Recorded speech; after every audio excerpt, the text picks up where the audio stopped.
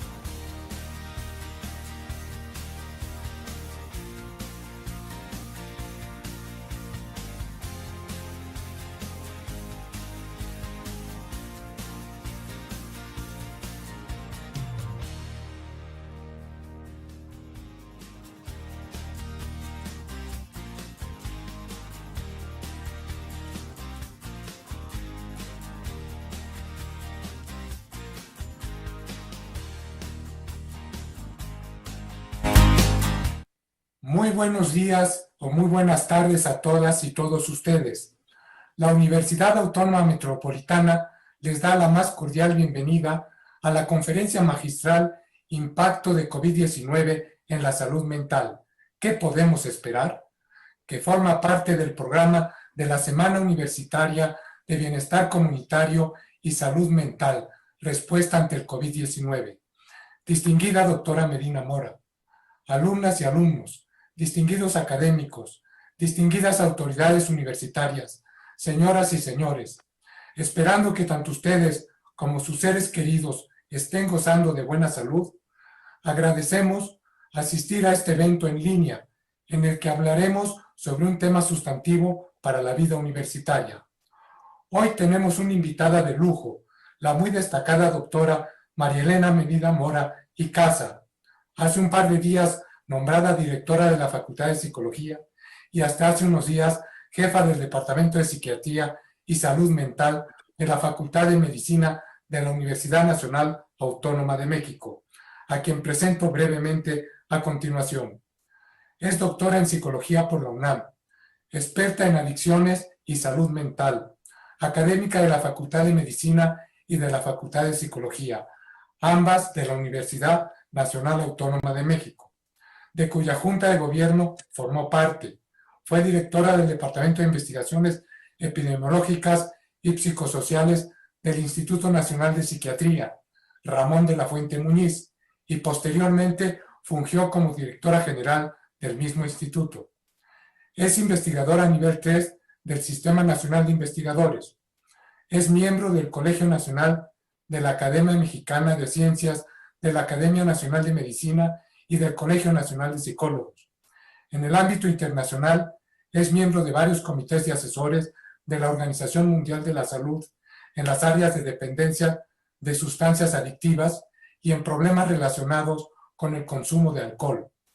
En septiembre de 2019 fue investida como doctor honoris causa por la UNAM.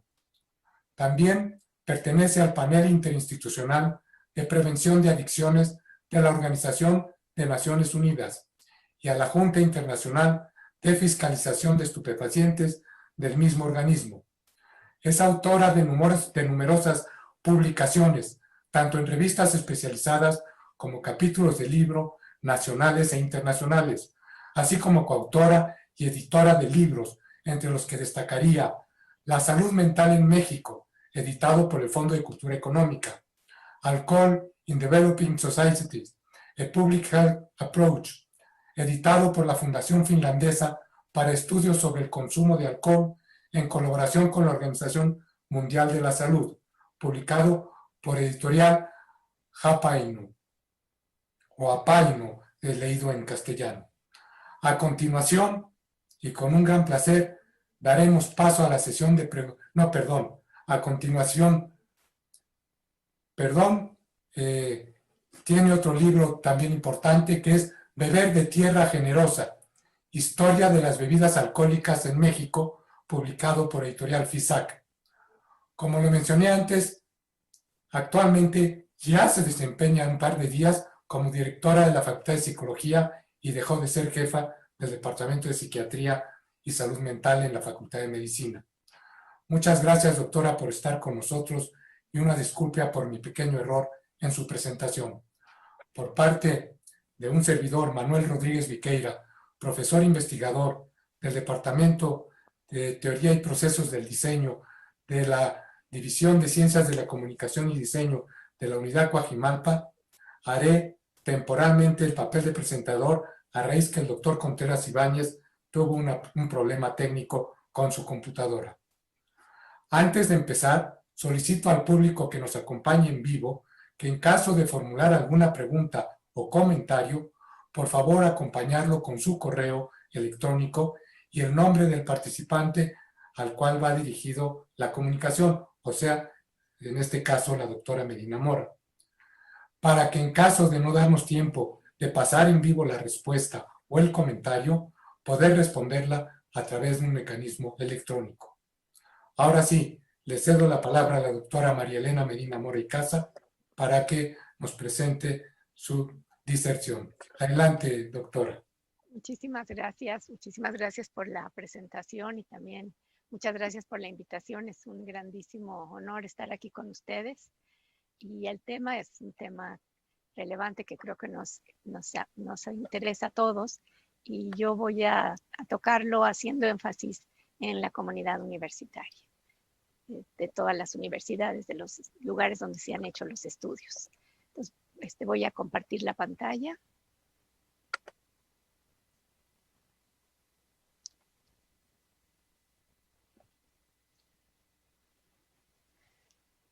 He pensado en que podríamos hablar un poco de los conceptos que vamos a tratar.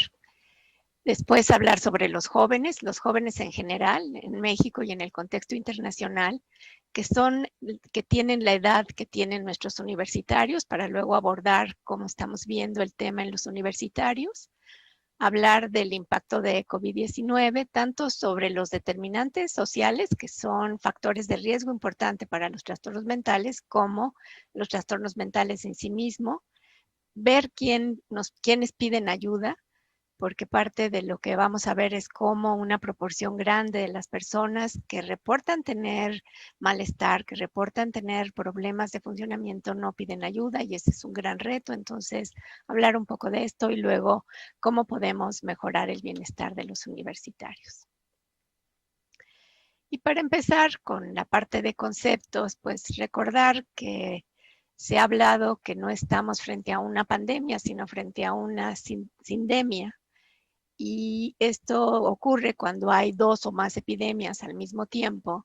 Y en el caso de las enfermedades mentales, tenemos desde luego las enfermedades mentales, pero también otras condiciones crónicas no tratadas que se han visto retrasado su tratamiento, o porque, por ejemplo, las personas que tienen enfermedad mental a la hora de cerrar los hospitales, menos el área de hospitalización, pero sí la conducta ambulatoria donde se atiende la mayor parte de la población que tiene este problema, pues muchos se quedaron sin medicamentos y sin tratamiento, pero además la pandemia de los problemas sociales que hemos tenido, que se han, digamos, se han ampliado, problemas sociales que hemos tenido siempre, pero que se han ampliado y que durante el COVID han sido mucho más visibles. Esta grandísima desigualdad que tenemos en el país. Entonces tenemos por un lado cómo empieza con un tema de estrés y ansiedad y vemos que para cada uno de las etapas tenemos intervenciones exitosas. El tema no es la falta de intervenciones, sino cómo hacerla llegar a la población. Entonces, en este momento, la reacción de estrés, pues es totalmente entendible, es lo que nos pasa cuando tenemos una amenaza enfrente. El problema es que como no podemos reaccionar de la manera como estamos preparados para hacerlo, lo que sucede es que esto se convierte en trastornos de ansiedad y empezamos a tener pesadillas y ansiedad. Digamos, cuando quedan en este nivel se reduce su intensidad. Pero puede pasar a un malestar emocional, en donde tenemos además problemas de sueño, desesperanza, hipervigilancia, que puede interferir con el funcionamiento normal. Y aquí tenemos también intervenciones psicosociales muy efectivas, pero también se puede llevar a un trastorno mental y de esta pues tendríamos ya que empezar a ver el tratamiento y los más frecuentes son la depresión, el estrés postraumático y el trastorno por uso de sustancias, que se suman los trastornos crónicos no tratados. Y la comorbilidad entre la enfermedad mental y otras condiciones crónicas es muy común, es la norma más que la excepción.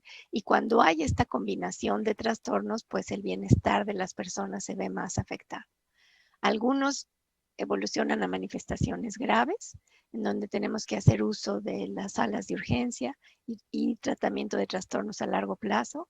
Y tenemos ahí también el riesgo del suicidio, que es digamos, México en comparación con el mundo tiene tasas más bajas, pero también tiene las tasas de crecimiento más dinámicas. En América Latina tiene un crecimiento muy dinámico y ahora, como vamos a ver, el riesgo se incrementa y entonces también tenemos que trabajar en los programas de prevención para esta población. Y luego, como ha sido un virus que no conocíamos y que cada día aprendemos más, ahora hemos aprendido cosas adicionales, como que las personas que sobreviven tienen trastornos neuropsiquiátricos y trastornos mentales graves que incluyen la psicosis, que ahorita no sabemos cuánto tiempo van a durar, en cuánto tiempo se va la persona a recuperar su estabilidad o estos son trastornos que se van a quedar, pero por lo pronto hay que atenderlos. Pero junto con todo este tema de los trastornos mentales, tenemos todos los determinantes sociales, que empiezan con un miedo y enojo,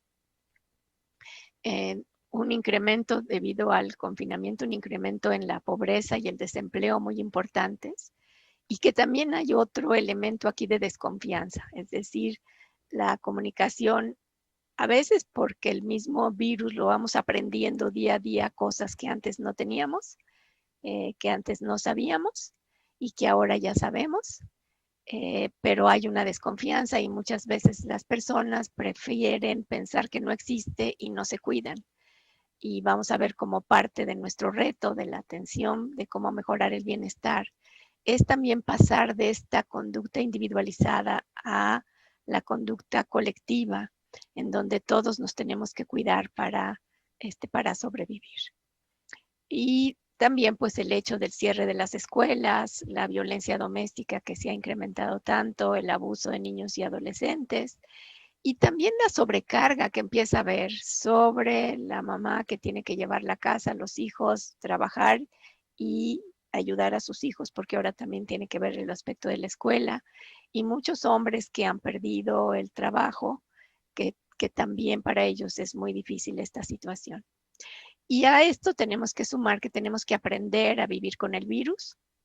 Y esto quiere decir que vamos a enfrentar ansiedad de salud de las personas que ya se acostumbraron a estar en su casa y no quieran salir, o la negación de las personas que salen y se ponen en riesgo. Entonces, como vemos, es muy complejo. Ahora, hay una nueva realidad para la que nos tenemos que preparar. El confinamiento ha sido de muy largo aliento. Esta pandemia ha durado ya mucho tiempo, mucho más de lo que habían durado otras.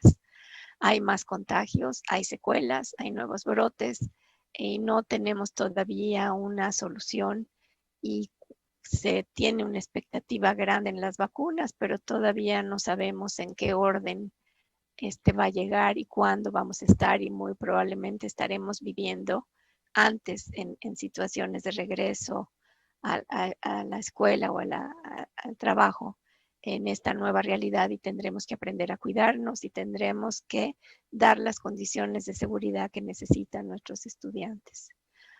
Desde luego está el impacto, como decíamos, de las enfermedades no tratadas, y ahora la enfermedad mental con adicciones y secuelas. Y como vamos a ver, tratar la enfermedad mental no será suficiente, porque tenemos que atender estos determinantes sociales que se asocian tanto con la enfermedad, que son de los que hemos estado hablando.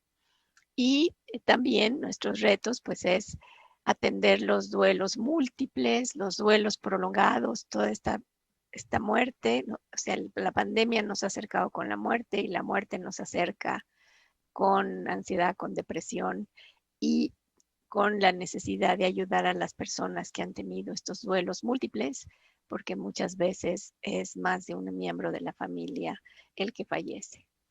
Y desde luego, pues, buscar una nueva etapa de resiliencia, solidaridad y trabajo comunitario. Entonces, vamos a ver un poco qué alternativas tenemos.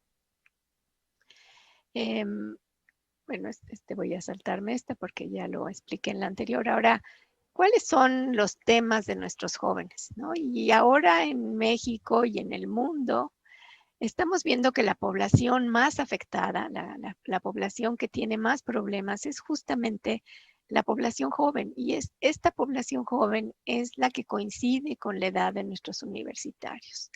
En tiempos hemos tenido otros grupos de población más afectados, pero ahora son ellos. Si vemos primero estos datos del INEGI, por ejemplo, como las tasas de suicidio están en la población joven, es la población joven, no la población mayor, como en otros tiempos. Y es un poco más joven en las mujeres que en los hombres, aunque el suicidio es más frecuente en los hombres. Y también tenemos como que en la población de 15 a 29 años a las agresiones como primera causa de muerte y los suicidios como la segunda. Entonces es una población joven muy vulnerada. También vemos que esta población, por ejemplo, aquí de 18 a 34 años, es la que más está creciendo en el tema del consumo de drogas. Estos son datos de las encuestas nacionales. La línea continua es la encuesta de 16, 17, la línea punteada es la encuesta del 2011, y vemos que para todas las sustancias, con excepción de los inhalables, estamos teniendo un crecimiento justo en esta edad, que es cuando las personas que continúan a la universidad están estudiando. ¿Qué es lo que hemos visto también en los jóvenes? Que ha habido un incremento de la población que sufre trastornos mentales. Estos son unos estudios que hicimos en población general y la doctora Benjet en población adolescente, y que después hizo un seguimiento de 8 años a esta población adolescente, y vemos cómo eran los jóvenes en el 2001 y cómo son los jóvenes que se dio seguimiento en el 2013, y vemos que el crecimiento de los trastornos mentales se da en todos los grupos, especialmente los trastornos por uso de sustancias, ¿no? A nuestros jóvenes de ahora están más afectados que los jóvenes hace 20 años. ¿Y qué es lo que vemos en estos estudios con población universitaria? Son 7 universidades en México, y lo que vemos es hombres en azul, mujeres en rosa y el total en verde.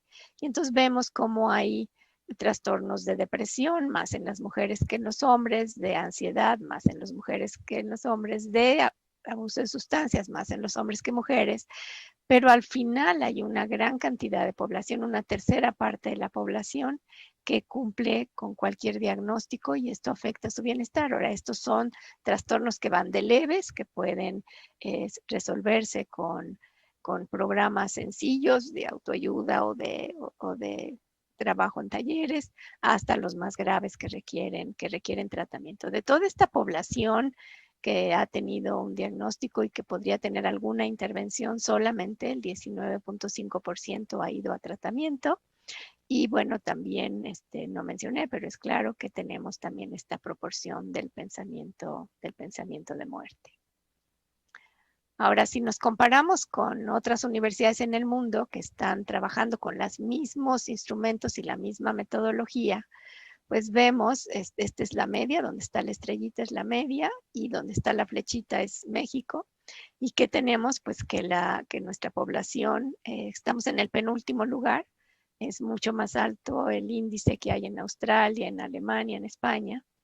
La edad de inicio es parecida, o sea, la edad en la que aparece la enfermedad es parecida, 14.5 años, en promedio 14, y que, digamos, y esto nos hace pensar en qué es, digamos, una enfermedad del principio y la segunda década de la vida, las personas que empiezan a padecer y para los 23 años una proporción importante de aquellos que van a enfermar ya tienen los síntomas, entonces la necesidad de atender estos trastornos cuando todavía no han evolucionado a trastornos más graves o los que se desarrollen trastorno grave desde luego también. Ahora, ¿qué sabemos de lo que ha pasado en la pandemia?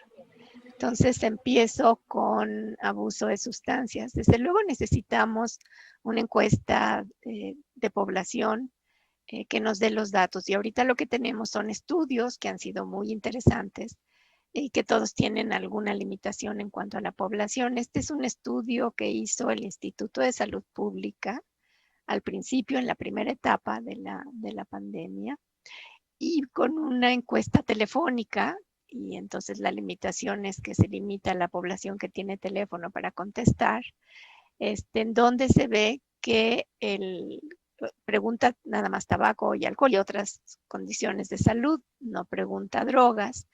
La prevalencia de tabaco es de 11%, la de alcohol es de 28.8%, pero cuando pregunta si es igual, más alta o menos o ha disminuido, lo que vemos es que hay una proporción más importante que dice que o es igual o ha disminuido, tanto para el tabaco y el alcohol. Es decir, que si nosotros vemos a la población general, disminuyó el consumo.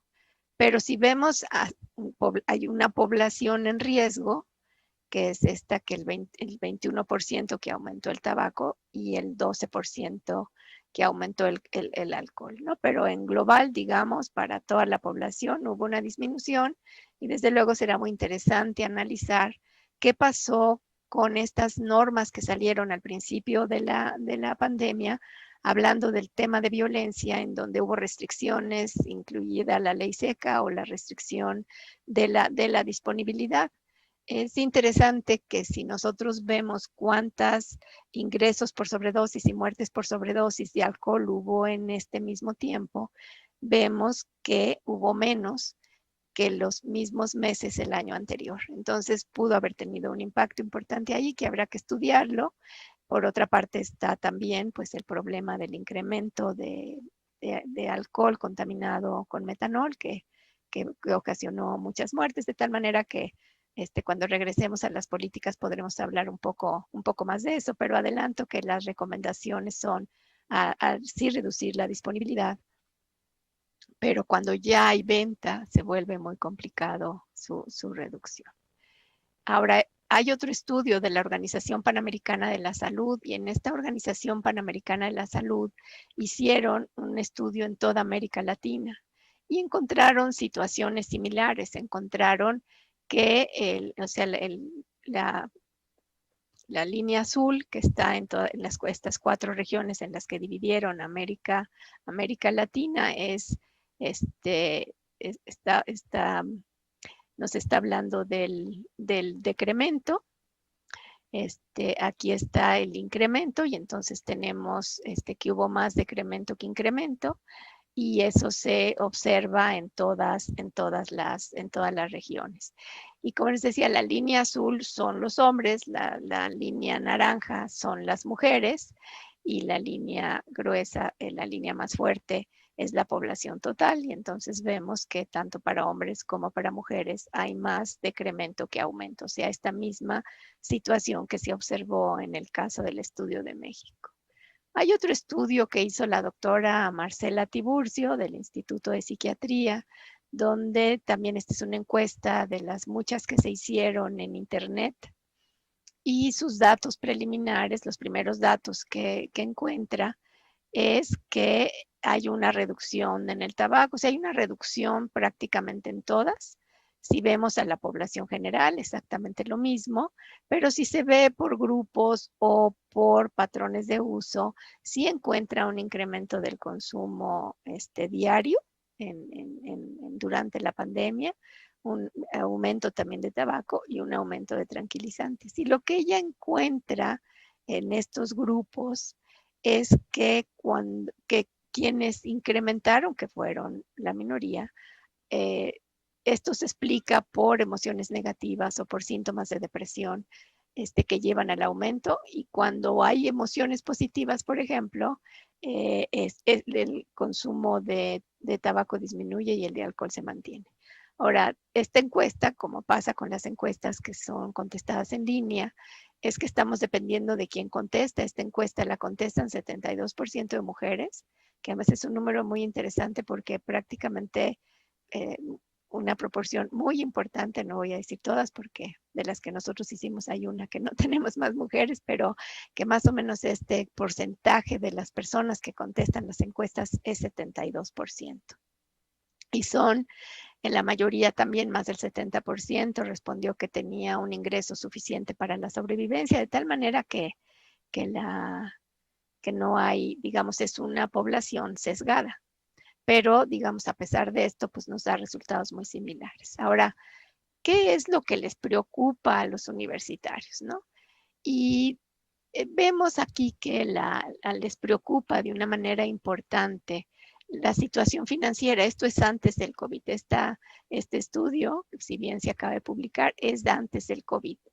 Y lo que vemos es que para los estudiantes que tienen, y estos son los datos internacionales en donde se sumaron todas las encuestas, entonces una población de 20.842 estudiantes universitarios, y lo que tenemos es que vemos claramente como para todos los trastornos emocionales el problema económico les preocupa y les preocupa mucho. Y vamos a ver cómo ahora les preocupa mucho más. Y vemos que además para el abuso, por ejemplo, de alcohol, les preocupa además del problema económico, la vida de sus seres queridos. Para el abuso de sustancias, se añaden los problemas en la familia o los problemas con el trabajo o la escuela. Para la ansiedad, pues se incorpora también el estrés que tiene que ver con la salud. Ahora, ¿qué otro estudio tenemos que diferencia a los jóvenes en formación de la población adulta? Y es este estudio de la doctora Rebeca Robles, que tiene ya 15,000 personas contestando una encuesta, ya va en la tercera etapa, en la tercera fase de su evaluación, y lo que se ve muy claramente es cómo, por ejemplo, si se compara, o sea, desde luego las personas que están en contacto directo con COVID, eso son los que tienen más alto porcentaje. Eso ha salido en todos los estudios, incluyendo uno que se hizo en varios países de América Latina, incluido México, donde el primer contacto con COVID es lo que más determina el nivel de trastornos de la población de salud, incluido médicos, camilleros, personal de limpieza, es decir, todas las personas que están en contacto. Pero si nosotros los separamos por tipo de profesión y separamos entonces a los estudiantes de pregrado y a los residentes, vemos cómo estos jóvenes son los que tienen más problema de depresión. También quería decirles que este estudio son personas que de todo el país se han metido a un tamizaje y que se les ha ofertado tratamiento gratuito en línea. Pero digamos, los estudiantes de pregrado y los residentes son los que tienen más problemas de depresión. La ideación suicida también está más elevada en el pregrado. El uso nocivo de alcohol en nuestros jóvenes estudiantes de los dos grupos. La ansiedad, en cambio, está más relacionada con los médicos especialistas, aunque también los residentes la tienen amplia, y también el riesgo de un desgaste emocional que se ha incrementado por el problema de lo largo que ha sido esto y de la cantidad de personal de salud que por sus condiciones de riesgo no está en funciones y cómo le ha recaído a los médicos que están atendiendo a toda la población que nos enfermamos. Ahora, el confinamiento, decimos, ha tenido un impacto muy importante en el problema del incremento de la pobreza. Y vamos a ver en un momentito por qué la pobreza se asocia tanto con enfermedad mental. Y lo que estamos viendo es los datos del CEPAL, en donde habla de lo que ha pasado ya en la época del COVID en la población de América Latina, y vemos cómo México se ubica junto con los países de El Salvador, Guatemala, Honduras y Nicaragua. Ya no nos parecemos tanto a Perú, por ejemplo, que siempre acabábamos muy parecidos, y estamos viendo este crecimiento de la pobreza extrema, y este crecimiento, la comparación entre 19 y 20, y vemos como 20, este crecimiento es mucho mayor, es decir, la economía está afectada, y a las poblaciones que más afecta es a las poblaciones sin acceso a los recursos o con menor acceso a los recursos o que viven en condiciones de vulnerabilidad. También vemos que las tres grandes economías de América Latina son los que más aumentaron el índice de inequidad. Aquí está México, entre los que en donde el índice Gini creció 3 veces o más, ¿no? Y el otro asunto que también hemos visto, esta es una comparación de cuáles son las alcaldías o las zonas en donde hubo más casos de mortalidad, hasta los datos que había hasta hace 2 meses. Y lo que tenemos es que el 60% de las personas con COVID radica en municipios con mayor proporción de personas sin acceso a servicios. Aquí tenemos la vulnerabilidad por cuestión de ingresos, que se suma a la vulnerabilidad de ser hombres, tener diabetes y tener hipertensión y estar en este rango de edad en donde hemos visto mucha más mortalidad, de tal manera que la mortalidad se está yendo hacia la población que ya tenía condiciones de vulnerabilidad. Tenemos más casos, más enfermedad y más defunciones en estos grupos. Esto no nada más pasa en México, estos son datos del doctor Sergio Aguilar Gagiola, en donde él presenta para California cómo se está dando los casos en relación con la raza y la etnicidad, y vemos cómo la población latina es la que tiene el índice más alto de muertes, y cómo la población, por ejemplo, la población negra tiene una proporción menor en este condado, ¿no? Entonces, es importante ver que estos grupos que están en condiciones especiales necesitan mucho más trabajo de nuestra parte. Ahora, ¿qué más tenemos? La violencia, se ha hablado mucho de esta, no voy a ampliar, pero sí decir que nuestras encuestas lo que nos dicen que el tipo de violencia que más impacto tiene en la enfermedad mental, en el estrés postraumático, en la depresión, en los trastornos por ansiedad y en el suicidio, es la violencia sexual. Y esa es la violencia que se está incrementando tanto para mujeres como para niños. Estos son datos de la doctora Morales Chainé, que tiene este estudio también realmente muy impresionante de tamizaje, que en colaboración con la Secretaría de Salud se sumó pues a este esfuerzo tan importante de la Secretaría de Salud de llevar tratamiento a todo el país, a la población que lo necesitaba, en donde a partir de líneas telefónicas la población entra a un tamizaje. Cuando cerramos esto, ya me dio el dato la doctora Morales Chainé, tenía 104.875 personas tamizadas. La principal motivo de llamada es la violencia, luego el consumo de sustancias, la depresión y luego los otros trastornos con una proporción preocupante de autolesión y suicidio. La población que está en riesgo se le ofrece tratamiento a partir de una red de la Secretaría de Salud pocas personas han aceptado el tratamiento, firman un consentimiento informado, en fin, se hace toda la proporción, pero seguimos con ese reto de cómo darles esto es para la población que ya va a ser canalizada. Todos los demás reciben información pues para manejo del estrés, para manejo de la ansiedad, para manejo del área que tengan problemas, que puede ser vía bajarlo de las páginas o bien hacer intervenciones breves.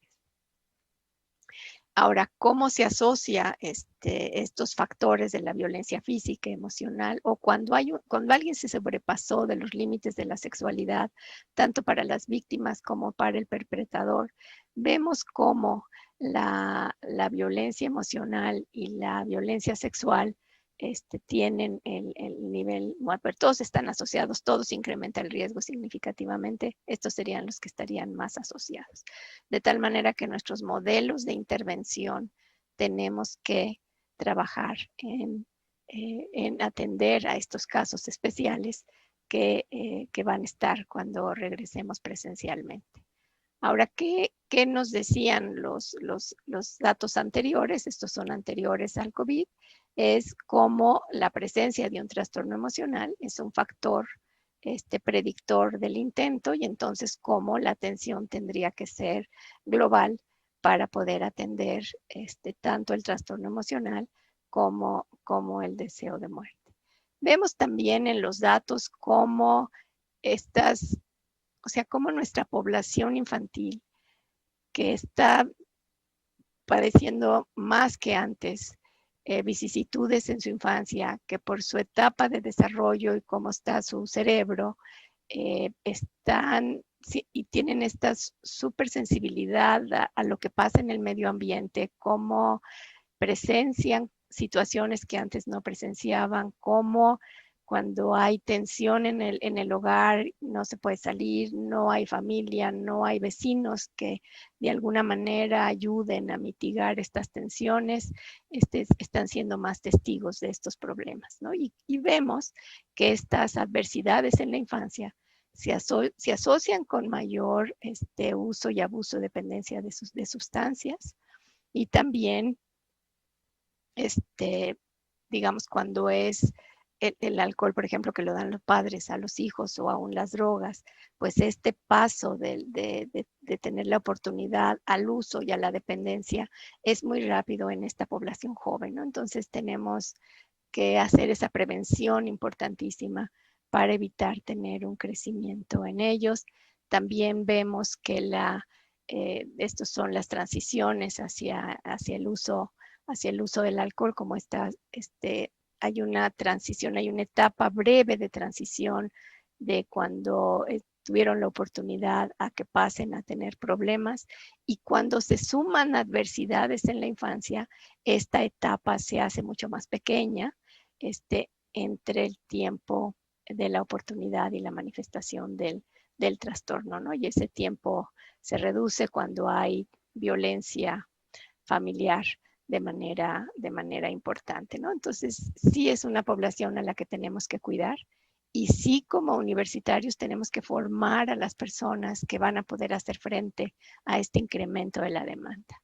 Ahora, la población a la que tenemos que atender no es nada más los estudiantes, también es la población académica y los trabajadores. Entonces, ¿qué pasa con la población adulta? De acuerdo con nuestras encuestas, antes del COVID-19, el 9.2% de la población tenía depresión y 4.5% la había tenido en los últimos 12 meses, había cumplido el criterio diagnóstico. Cuando nosotros vemos, por ejemplo, en esta revisión sistemática donde tiene todos estos países de nivel, tanto nivel de medio y bajo desarrollo como de nivel alto de desarrollo, tiene un promedio de 32% de ansiedad y 34% de depresión. Hay un estudio muy interesante que hizo la Universidad Iberoamericana, Telefónica, también en la primera etapa de la epidemia. Ellos encontraron 32% en síntomas de ansiedad y 27% depresión. Es muy parecida a la que encuentra la doctora Robles para el personal de salud. Y vamos a ver qué es lo que nos explica, o sea, por qué estamos ahí, ¿no? Y voy a presentar por qué estamos ahí, junto qué podemos hacer. Y entonces inicio viendo antes de la pandemia cómo era la brecha de tratamiento. Entonces vemos que la brecha de tratamiento es inmensa. Se estima que el 76% de la población que necesita atención no la está recibiendo.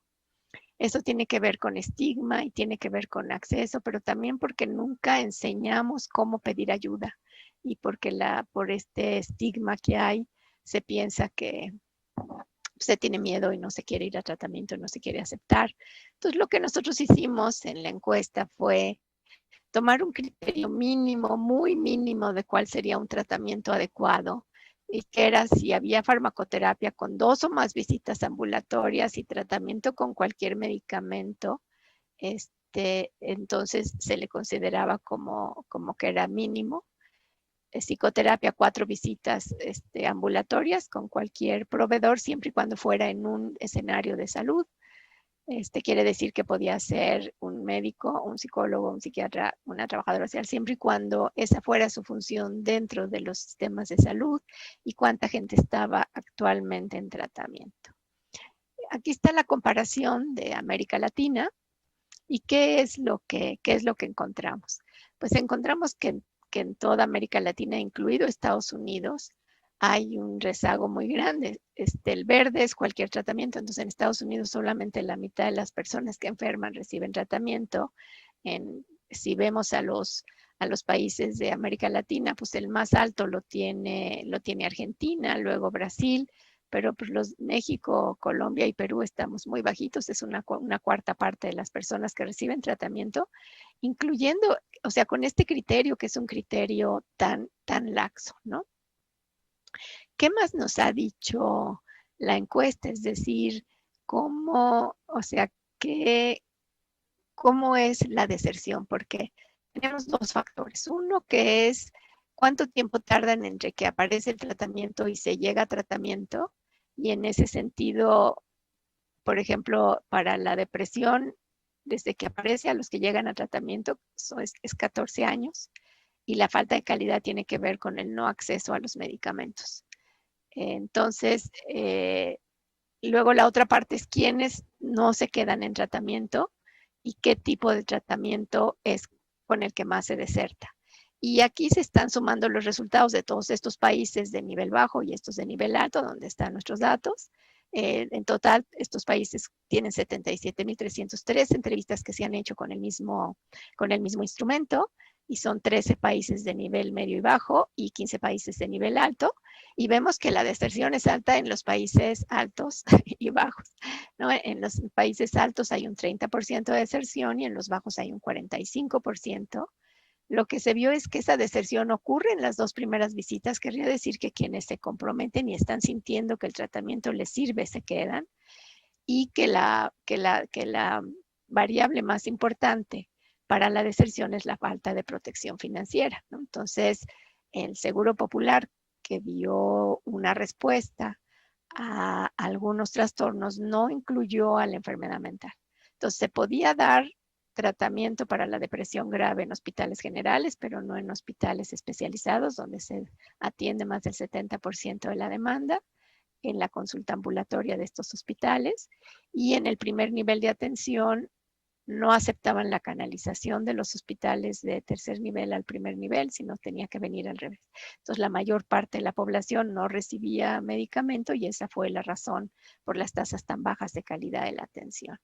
Ahora, ¿cuál es esta probabilidad acumulada? Estos son todos los servicios. Hay más probabilidad de deserción en los países pobres que en los ricos, pero la deserción es menor cuando el tratamiento lo da un psiquiatra.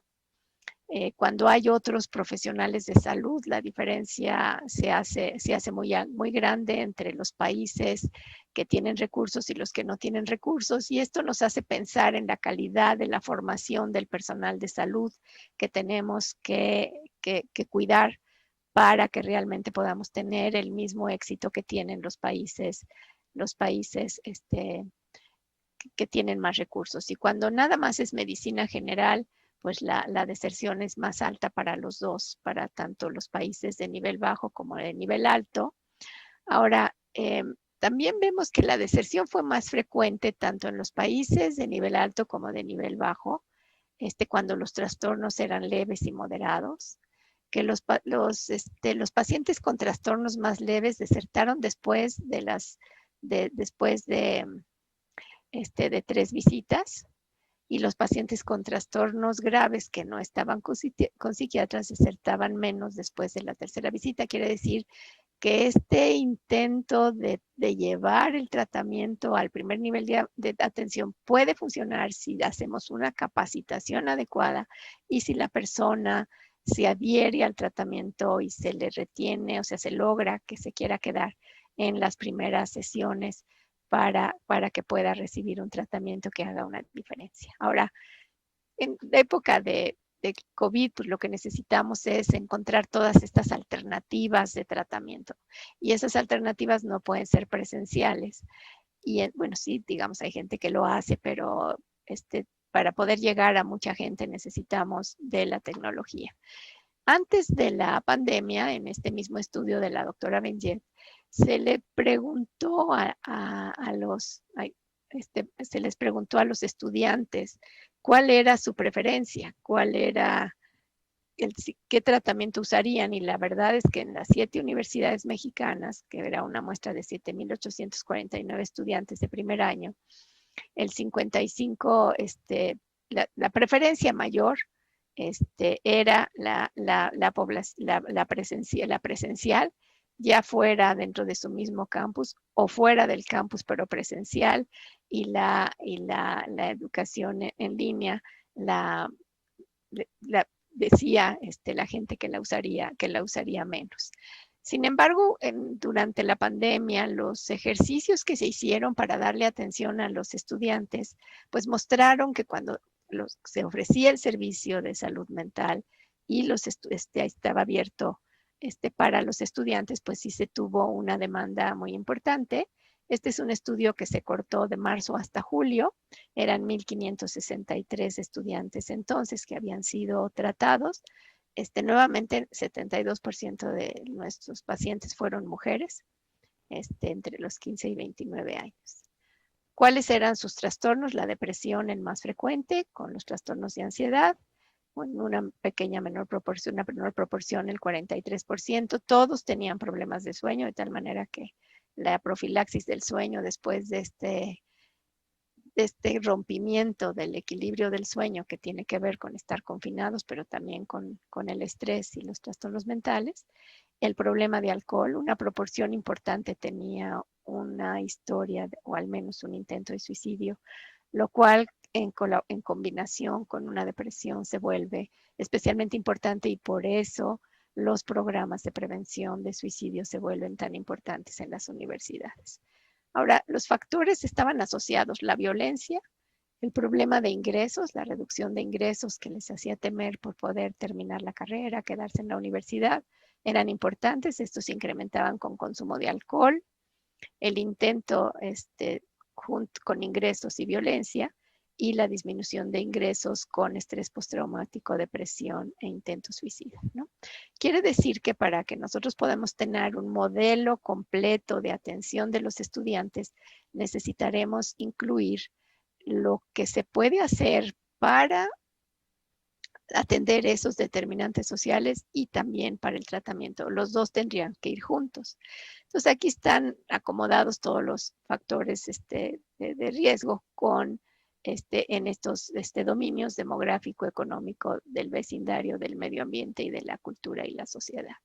Por ejemplo, en el caso del género, sabemos que la sobrecarga de trabajo, de la violencia de pareja y la discriminación explican este malestar que se puede convertir en un trastorno cuando hay otros factores de vulnerabilidad y vemos cómo hay intervenciones potenciales que han sido probadas y que funcionan. En el caso de, por ejemplo, la pobreza, lo que lo explica es estas vicisitudes diarias, son estas pequeñas vicisitudes continuas y diarias que se enfrenta la población que no tiene recursos suficientes para alimentarse, para alimentar a la familia, para tener una casa digna, para poder tener agua corriente en la casa, en fin, para poder tener los recursos para ayudar a sus hijos a estudiar y demás, ¿no?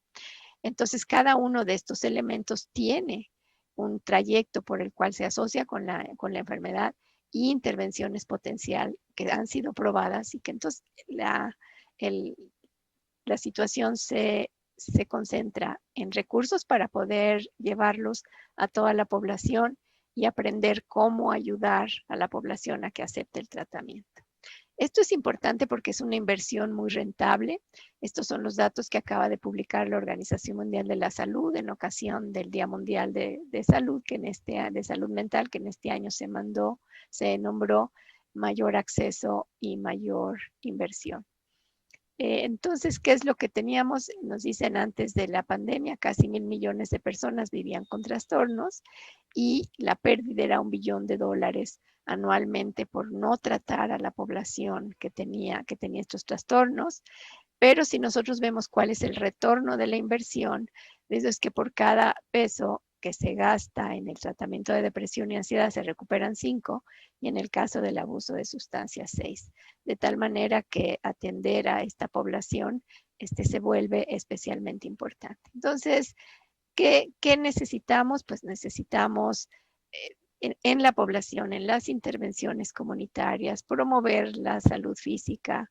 En el caso de lo que nos toca muy pronto, asegurar la salud frente al posible contagio del COVID, trabajar también con la salud mental de los padres, lograr mejores prácticas de parentalidad, con mejor comunicación, mejores maneras para educar a los niños, poniéndoles límites, pero con impulso, con afecto. Todas estas estrategias de estimulación y habilidades socioemocionales se vuelven muy importantes y entonces todo eso se puede incorporar a las situaciones de lo que pueden hacer en sus casas las personas y probablemente incorporar dentro de las materias también estas materias de crecimiento personal.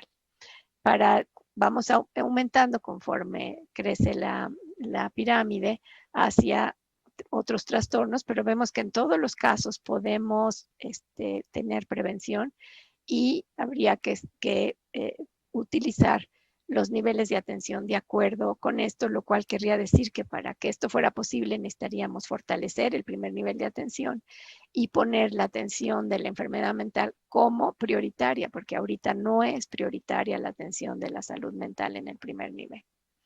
Y desde luego necesitamos mejores políticas de comunicación que mitiguen el miedo, dar mensajes de resiliencia y desde luego conocer bien a la población a la que va dirigida para que los mensajes no sean contradictorios o imposibles de cumplir.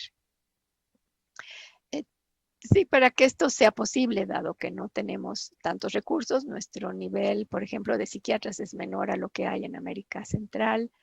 La proporción de gasto en salud que se destina a salud mental es igual a la que se hace en África, pero también, o sea, estamos como en la media del mundo, pero también está el 80% se gasta en tercer nivel. Eso se tiene que revertir, pero dar más presupuesto para poder desinstitucionalizar a tantas personas que están abandonadas en los hospitales y que en esta pandemia han sido los más abandonados.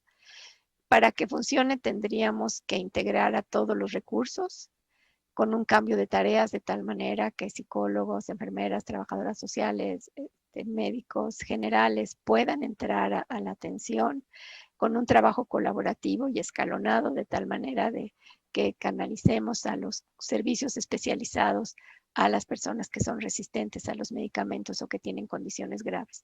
Pero por supuesto, una parte fundamental para que esto funcione es la capacitación, es que las personas que dan el tratamiento puedan tener un buen apego y las personas se queden en tratamiento, como vimos en el mundo, tanto en niveles, en países ricos y pobres.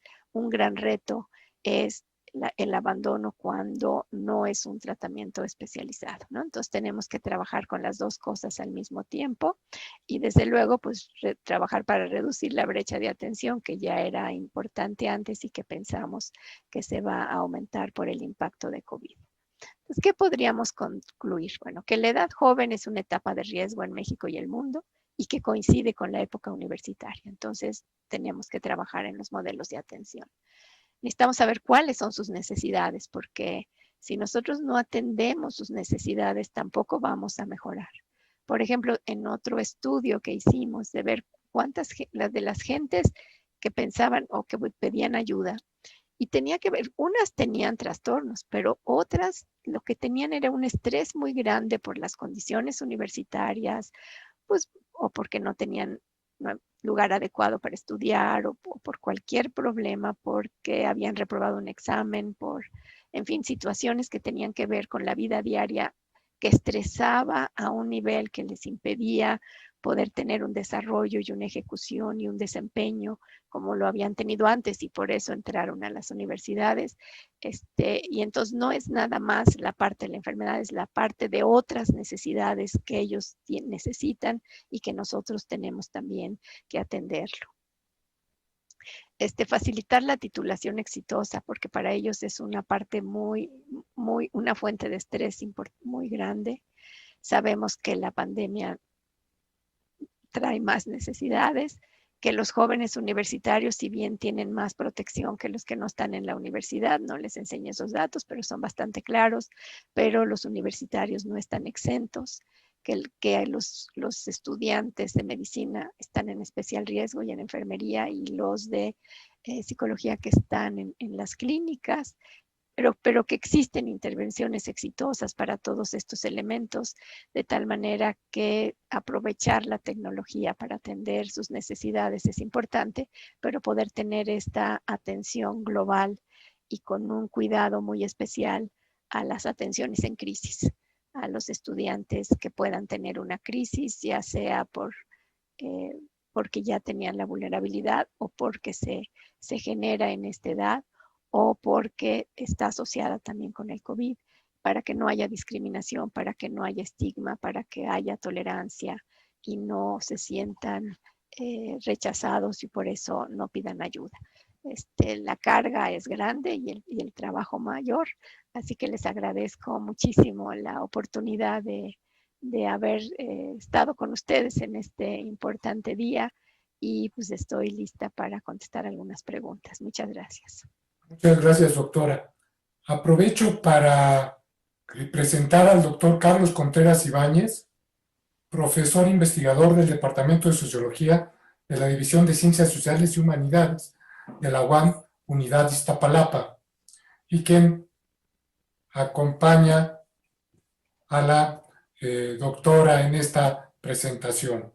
Aprovecho también para informarles que la conferencia la ha seguido en torno a 120 personas y que hay una serie de preguntas.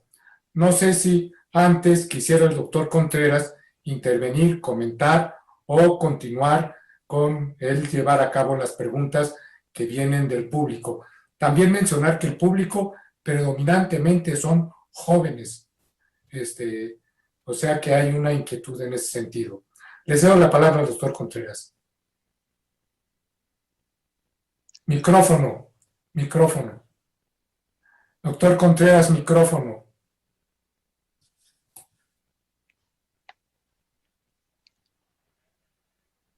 No tiene micrófono. Bueno, me voy a permitir yo expresar algunas de las preguntas. Dan Dancer pregunta, ¿cómo se puede ayudar a nuestros familiares cuando notamos en ellos síntomas graves de depresión o angustia? Sí, hay una página en la página de la Secretaría de Salud. Se pueden meter a salud mental. Ahí viene una liga donde pueden contestar un tamizaje, y a partir de ese tamizaje se les ofrece diferentes vías de tratamiento. Esto es para toda la población, desde luego para los jóvenes están varios programas especiales para ellos, tanto para cualquiera de los trastornos de los que hemos hablado, pero también para la población adulta y también para la población de salud. Y hay, digamos, cerca de 70 instituciones se unieron para dar trabajo voluntario gratuito. Que algo que fue muy interesante es que ese trabajo voluntario que siempre lo vemos en las crisis en México, las personas que tienen este programa pudieron integrarlo en una red y junto con los centros de tratamiento de adicciones que incorporaran atención a la salud mental, los centros de tratamiento para salud mental que incorporaron adicciones que antes estaban divorciados, aunque la comorbilidad es muy alta, pero también la Asociación Psiquiátrica Mexicana tiene un listado de psiquiatras que están dando horas gratuitas y que también a través del sistema se canalizan. Los institutos nacionales de salud, donde están las clínicas virtuales, hay tratamiento telefónico y vía alguna plataforma, de tal manera que eso se puede hacer. Si lo están, hagan el tamizaje, y me parece que es pues digamos, pueden recibir la ayuda en el Instituto de Psiquiatría, desde luego también está abierto, y muchos otros. Por otra parte, David Martínez da las gracias por esta conferencia y menciona que le gustaría que comentara qué acciones ha hecho la UNAM en beneficio del apoyo emocional a sus alumnos. Sí, pues los datos que les presenté eran datos de la universidad. Entonces la universidad tiene en las FES, en ENES y también en CEU, abiertos los programas en línea para intervención. Hay programas específicos para deseo o algún problema relacionado con la muerte, pero también los programas de atención de duelo y de atención de cualquier otro trastorno. Entonces eso está abierto. Se pudo abrir y desde muy al principio de la pandemia pudimos estar dando esa atención en línea y poder proporcionar también los mecanismos para darles las recetas a los alumnos y al personal que lo necesitaba. Desde luego también está la universidad tiene, o sea, los estudiantes están asegurados en el IMSS, entonces también hay la relación con el IMSS para cuando eso fue necesario, y se tiene todo un grupo, todo un volumen de intervenciones breves, que también están disponibles en los diferentes centros de tratamiento, y también programas preventivos y intervenciones preventivas psicosociales, ¿no? Ahora, lo que se hizo fue juntar las intervenciones que tenían todas las instituciones, y también se pueden bajar de esa página porque, digamos, hay muchas intervenciones que pueden ser de autoayuda, como la profilaxis del sueño, como si hay estrés, cómo manejar el estrés, estas técnicas de atención plena que son tan exitosas, y digamos toda una serie de estrategias que podemos hacer. Cuando esto no es necesario, pues pedimos ayuda, y en la liga se puede hacer esto. Por su parte, Sandra Hernández Nolasco le pregunta, ¿hay algún servicio de salud pública gratuito que trate la depresión? Sí, tanto los centros de integración juvenil como los UNEM-ESCAPA, que suman como más de 400 centros de tratamiento en todo el país, más el servicio que se ofrece en los institutos nacionales de salud. Hay 3 que están tomando que son nutrición, el INER y el Instituto Nacional de Psiquiatría. Hay un teléfono y un número 1-800 donde se puede pedir ayuda. Y hay, como les digo, todas estas organizaciones, la organización Espora, que juntó a 72 especialistas para dar atención, la Asociación Psiquiátrica Mexicana y muchas otras organizaciones, tanto en la Ciudad de México como en el resto del país. Y la recomendación es que vayan a la liga y contesten el tamizaje, y ahí también se les puede dar atención. El doctor Contreras, que desgraciadamente no puede intervenir por la dificultad de sonido, tiene también un par de preguntas. Y me voy a permitir leerlas. Doctora Medina Mora, 3 preguntas por aquí. Primero que nada, excelente conferencia. Muchas gracias. Reconociendo todo el avance que hay, quizá tenemos un sesgo a entender la salud mental como algo que se pierde, algo negativo, algo que no está compuesto por factores positivos o protectores. ¿Qué hay en los datos acerca de los recursos personales como el optimismo, autoeficacia, confianza, sentido de comunidad? Y una segunda pregunta, ¿qué sabremos acerca de las minorías, comunidades específicas como las sexuales, edades, mayores, étnicas, etcétera?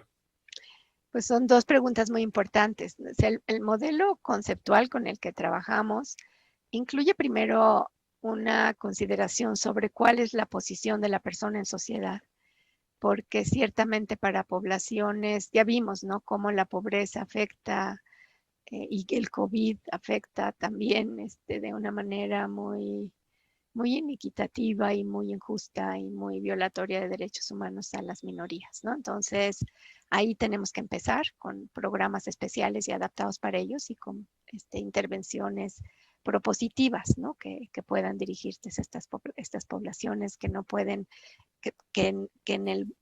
cuando se hacen globales se desdibujan, ¿no?, porque necesitan intervenciones especiales. Entonces, una pregunta muy importante. Entonces, una vez que tenemos eso, es cómo fue, o sea, cuál fue la condición. Y nosotros sabemos que la percepción que tiene la persona del estrés, la percepción que tiene la persona del COVID, del miedo a enfermar, todo eso va a estar relacionado con el grado de estrés. Y entonces hay intervenciones para manejo del estrés. Los modelos de atención plena son, digamos, modelos sencillos, se pueden impartir como ejercicio en las aulas y, digamos, se puede ofrecer esos ejercicios de reflexión y puede atender mucha gente y ayuda mucho, están basados en la meditación. Y son muy buenos. Desde luego, enseñar a los estudiantes a respirar. Si estamos muy ansiosos, debemos de poner nuestro reloj que nos recuerde cada cuándo tenemos que hacer respiraciones diafragmáticas. En la página del Instituto Nacional de Psiquiatría se concentraron muchas intervenciones que están filmadas y que se pueden bajar y usar, y eso puede ser muy importante, pero también están a partir de la línea, ¿no?, donde obviamente el instituto participa en esta gran red. El otro, entonces, eso se puede hacer. Y hay otro elemento que es muy importante, que son con qué recursos internos y con qué recursos externos tenemos. Y los recursos externos, que son el apoyo social, funcionan como un colchón para que el estrés no tenga el impacto tan negativo. Y este colchón tiene que ver con el apoyo social. Y entonces una parte importante de las tutorías de los profesores a los alumnos, de estos programas tan exitosos en donde los alumnos se cuidan entre ellos, donde tenemos estos alumnos que como voluntarios buscan a quien los está viendo que no se está sintiendo muy bien, para ayudarlo y para canalizarlo y acompañarlo a donde pueda ir para que lo ayuden, que son muy exitosos. La Secretaría de Salud y el INJUVE hicieron un programa con becas de joven a joven realmente muy interesante. O sea, sabemos que funciona, ¿no? Entonces, esos tienen que ver con esto, pero también los recursos internos, y aquí entra toda esa riqueza que menciona usted tan adecuadamente, profesor, en el sentido de que la orientación positiva, la resiliencia, las habilidades psicosociales, todos estos elementos positivos que se les pueden enseñar a los jóvenes, incluido cómo pedir ayuda, se vuelven especialmente importantes. Y el otro elemento tiene que ver con cómo enfrentamos las técnicas de afrontamiento, que también las podemos enseñar. Es decir, si en lugar de decir no existe o de tener una actitud o una percepción mágica de que no me va a pasar nada, uno les desarrolla, ayudamos a desarrollar habilidades de afrontamiento, de enfrentarlo, de manejarlo, de tener los elementos para poder enfrentar estas situaciones. Todos esos elementos juntos nos pueden explicar la diferencia entre un trayecto a la enfermedad y un trayecto a la salud y a la resiliencia. Y todas esas cosas las podemos enseñar, ¿no? Entonces me parece su pregunta importantísima, porque son muchos elementos, pero son relativamente fáciles, con pocas intervenciones y que debemos atender, ¿no? Y esa parte es donde está la mayor parte de la población, es decir, la mayor influencia que podemos tener es justamente a través de estas estrategias. Y por otra parte, bueno, las minorías étnicas, pues ciertamente son las más abandonadas. Hemos visto con mucha tristeza lo que pasa en la Sierra Tarahumara. El otro día en una conferencia el doctor Mario Luis Fuentes hablaba de cómo estas comunidades que se empobrecen, el confinamiento hace que no puedan vender sus productos, tampoco pueden comprar productos, cómo se han convertido en desplazados forzados, que sabemos pues, de las guerras y de la migración, cómo afecta la salud mental de estas poblaciones. Y cómo tenemos digo, en esas poblaciones tenemos que invertir propositivamente, porque si las metemos dentro del programa global se desdibujan. Y las minorías sexuales es ciertamente importantísimo. Sí son objeto de mucha discriminación, de mucha intolerancia, y las poblaciones que hemos encontrado que son más afectadas, a las que tienen las condiciones más difíciles, son las poblaciones trans, en donde empiezan a ser abusados y desde digamos, cuando están en crecimiento, casi siempre en la familia, y que tienen una esperanza de vida muy corta. Y los estudios que hizo Alejandra Haas cuando estaba a cargo de los programas contra la discriminación, pues habla de una esperanza de vida de 30 años. Una cosa muy triste, porque la discriminación hace que no tengan acceso a buenos trabajos, educación muchas veces, ¿no? Entonces tenemos también que desarrollar una cultura de tolerancia por la diferencia, y desde luego políticas de cero discriminación y cero violencia, porque son poblaciones muy afectadas y estamos obligados también a hacer esfuerzos especiales por estas poblaciones, ¿no? Por las mujeres que sufren violencia, pero también por los hombres que sufren violencia, porque ellos tardan un poco más en pedirnos ayuda, desgraciadamente, porque hay mucho sufrimiento que se puede evitar. Marcela Ballesteros comenta que en México no hay una cultura real sobre el cuidado de la salud mental, y plantea que así como se le da mucha importancia a la educación física, se debería cambiar este tipo de ideas y así abrir más líneas de intervención para ofrecer acceso al apoyo comunitario y de salud mental. No es una pregunta, es un comentario. Nada más decirle que estoy totalmente de acuerdo. Guadalupe Álvarez Majul menciona que sabe de personas que han solicitado apoyo en el instituto y refieren que no hay servicio. ¿Es cierto? Sí, desgraciadamente, y que tiene que ver con la pregunta anterior, la salud mental no fue considerado un servicio esencial. Y los servicios ambulatorios, que es, creo que no lo expliqué muy bien, o sea, la mayor parte de la población en México y en muchos países se atiende no en el primer nivel y en el segundo nivel, sino en el tercer nivel, en la consulta ambulatoria de los hospitales psiquiátricos. A la hora que no se consideró un servicio esencial, se cerró porque las personas no fueron a tratar